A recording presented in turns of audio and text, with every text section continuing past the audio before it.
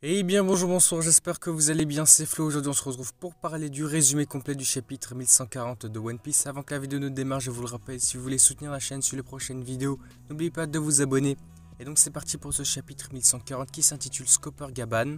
Le chapitre commence là où le précédent s'était terminé. Luffy est confus et ne sait pas pourquoi il doit combattre Gaban. Zoro repense à ce qu'a dit Colon sur la puissance de son père, donc sur Gaban justement. Luffy tend la main pour prendre la clé mais Gaban l'esquive facilement. Commençant à s'agacer, Luffy saute plus près de Gaban et tente à nouveau de s'emparer de la clé. Cette fois, Gaban recouvre la clé de Haki et écrase Luffy au sol. Des éclairs noirs apparaissent lorsque la clé touche Luffy. Ok, donc ce qui montre bien que Gaban a aussi le Haki des rois, potentiellement qu'il le revêtit. Je suis pas certain, mais en tout cas on voit qu'il a le Haki des rois à son tour. Luffy va émerger des décombres au sol, il est très en colère. Luffy tend ses mains vers Gaban à plusieurs reprises, comme lorsqu'il utilise le Gomu Gomu no Gatling. Mais Gaban les esquive encore une fois facilement.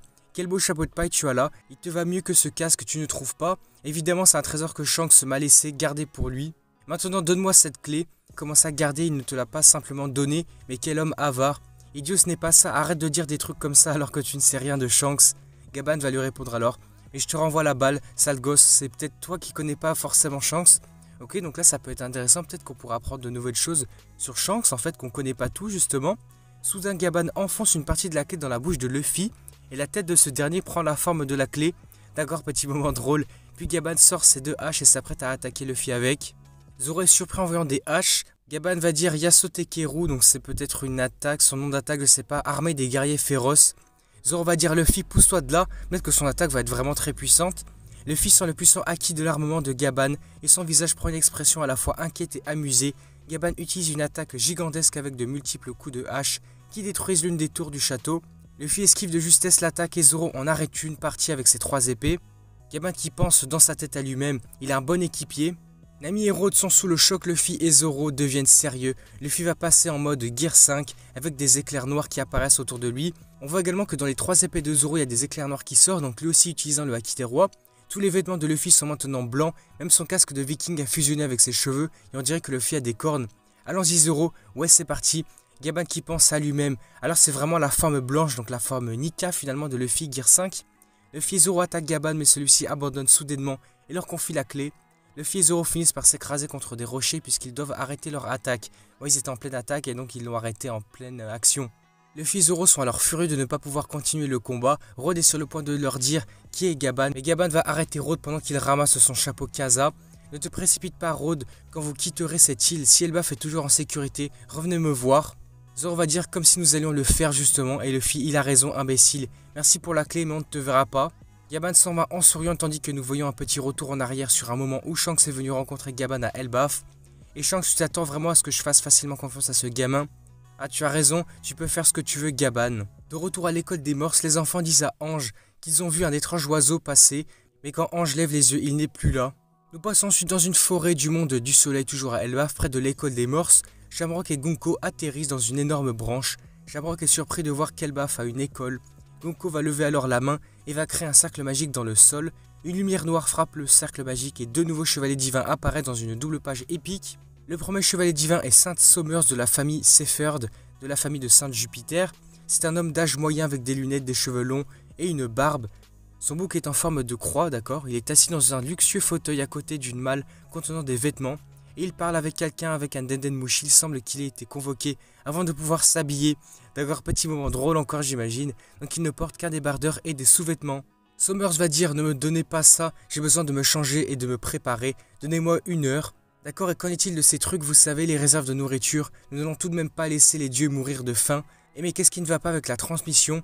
Ensuite le deuxième chevalier divin et 5 Gillingham de la famille Lifoshif ou Romosif, on sait pas trop, bien que cela ne soit pas confirmé dans le chapitre. Gillingham a clairement le pouvoir du fruit du Zoan, le Kilin, donc son nom est Killingamu en japonais, un autre indice, et il semble que le fruit du Kilin soit éveillé, car des nuages blancs flottent autour de son cou. Donc Killingham apparaît sous une forme hybride, il a un très long cou et une longue crinière, sa tête ressemble à celle d'un cheval, mais avec 2 cornes et 2 longues moustaches. Gillingham porte un uniforme militaire similaire à ceux de Shamrock, et tient aussi un trident très étrange, et il a une bulle, un boîtier en verre autour de la tête comme un dragon céleste, avec un respirateur spécial. Et il va dire oh non, je vais être en retard, j'étais à moitié endormi. Ont-ils dit que je devais aller? Somers remarque que Shamrock et Gonko se tiennent devant lui. Gonko se retourne gêné par le fait que Somers ne porte que des sous-vêtements. Ah mais qu'est-ce qui ne va pas Gonko? Qu'est-ce qui t'amène chez moi? Ah mais Shamrock, toi aussi t'es là, qu'est-ce que tu fais? Mais ce n'est pas Elbaf, comment ça on est à Elbaf? J'ai vraiment l'impression qu'ici ils ont été téléportés comme ça par surprise, ils savaient même pas qu'ils devaient être téléportés eux. Donc Shamrock demande pourquoi les deux sont convoqués alors qu'ils n'en avaient besoin que d'un seul. Killingham va répondre que c'est parce que Shamrock a été convoqué en Terre Sainte sur ordre de la hiérarchie. C'est donc ça le pays des géants, c'est énorme, mais que faites-vous dans un pays qui n'appartient pas au gouvernement mondial? Vous vous rendez sur la tombe d'Harald. Puis dans l'incroyable page finale du chapitre, nous voyons comment les 4 chevaliers divins observent les enfants dans l'école des morts du haut de la branche géante. Somers a enfin revêti son uniforme militaire semblable à celui de ses compagnons, mais avec plusieurs médailles et une rose sur la poitrine. Il porte également à la taille une épée aux manches épineux. Il va dire d'accord, nous enlevons donc des enfants et les emmenons en Terre Sainte, même si ces enfants ne sont pas assez petits pour tenir dans un sac. Killingham lui va dire, les gens qui n'ont pas la marque ne peuvent pas traverser le gouffre, nous devrons donc les transporter par bateau. Gonko, elle qui est en colère, va dire, oh mais ce type. Et puis le chapitre va se terminer ici, avec Shamrock qui parle avec un visage diabolique, avec tes pouvoirs, pourquoi ne pas en faire un jeu? Fin du chapitre, pas de pause la semaine prochaine. Et là ça peut être vraiment intéressant, intriguant, qu'est-ce qui pourrait se passer? J'avais fait l'hypothèse dans ma vidéo sur les premiers spoilers. Est-ce que Shamrock voudrait refaire en quelque sorte le jeu qui avait été fait à God Valley, une sorte de chasse à l'enfant, une chasse à l'esclave? Est-ce qu'il pourrait venir enlever les enfants et donc faire une sorte de chasse justement à l'enfant? Ça serait à partir de là que on aurait l'enfant de Gaban qui serait enlevé. Et donc c'est à partir de là justement que Gaban se révolterait contre le gouvernement. Et là ça serait peut-être intéressant justement. En tout cas le chapitre aurait été pas mal intéressant. Retourne donc avec les chevaliers divins. De nouveaux chevaliers divins qui sont introduits. Pas mal de choses intéressantes. Le combat avec Gaban donc contre Luffy Gear 5 et puis Zoro avec le Akidara aussi sur ses lames. En tout cas voilà, j'ai vraiment hâte de voir la suite. Qu'est-ce qui pourrait se passer? N'hésitez pas à me faire part de vos avis dans les commentaires. Si la vidéo vous a plu, n'hésitez pas à liker, à commenter, à partager comme d'habitude. Et puis surtout, n'oubliez pas de vous abonner à la chaîne pour soutenir cette prochaine vidéo. Et du coup, moi je vous dis à la prochaine.